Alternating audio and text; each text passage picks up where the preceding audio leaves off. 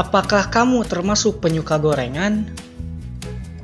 Memakan gorengan seperti bakwan sayur atau bala-bala, tempe goreng, cireng, dan tahu isi merupakan hal yang sangat lumrah di negara plus 62 ini. Apalagi kalau makan gorengannya pakai sambal atau cabai rawit. Beuh, enak banget dah. Pedas-pedas lagi gitu, ya enggak?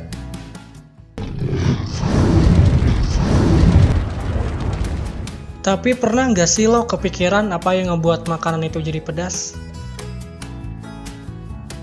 Tadi kan dikasih sambal sama cabai rawit bang, jadi gorengannya pedas.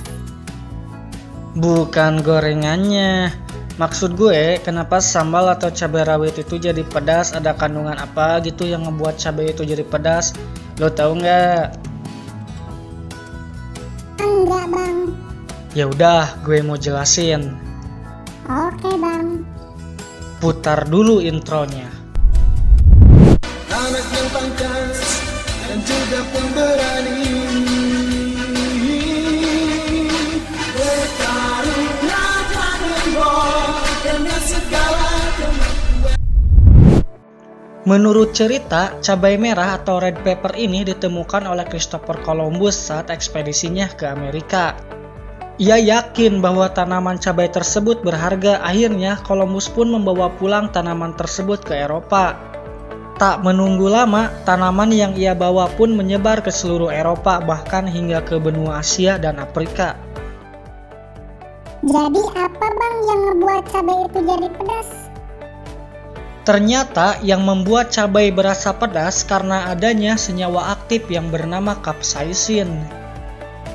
Senyawa ini merupakan senyawa yang mirip dengan minyak karena banyaknya atom karbon di dalamnya yang bersifat hidrofobik.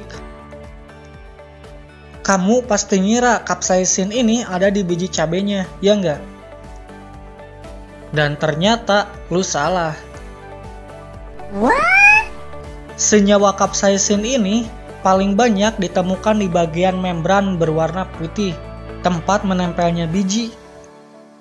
Jadi, jika kamu ingin membuat sambal dengan tingkat pedas yang tidak terlalu tinggi, salah satu cara yang bisa kamu lakukan adalah dengan mengerok dan membuang bagian dalam cabai. Jika masih kepedesan, lu buang semua cabenya dan lu ganti sama susu bendera coklat. Susu bendera coklat nikmat, susu saya, susu bendera. Ketika dimakan, capsaicin akan terikat dengan reseptor penerima rasa sakit yang ada di permukaan lidah.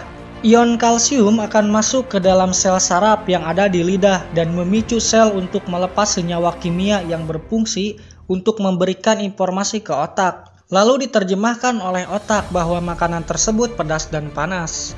Alhasil, sistem saraf pusat di otak bereaksi dengan cara melebarkan pembuluh darah di berbagai bagian tubuh.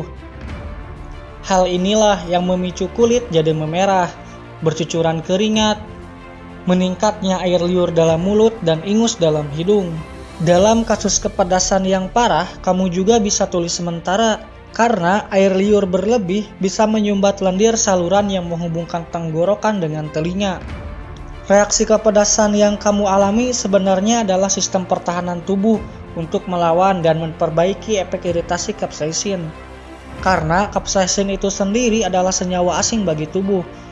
Jadi bakal semenderita itu tubuh kita jika kita memakan cabai atau kandungan capsaicin. Tapi kenapa orang-orang tetap saja memakan makanan pedas bang? Rasa sakit memakan cabai juga melepaskan hormon endorfin atau hormon kebahagiaan dan pembunuh rasa sakit alami yang membuat makanan terasa lezat. Jadi wajar, di negara plus 62 ini hampir kebanyakan makanan dikasih sambal, biar makanannya terasa lebih lezat. Terus kenapa bang tingkat toleransi pedas orang beda-beda? Ketika kamu makan makanan pedas terus-menerus, semakin lama pen reseptor yang ada di lidah dan di mulutmu akan semakin kebal, sehingga membuat kamu akan semakin kuat memakan makanan pedas. Segitu aja pembahasannya. Terima kasih.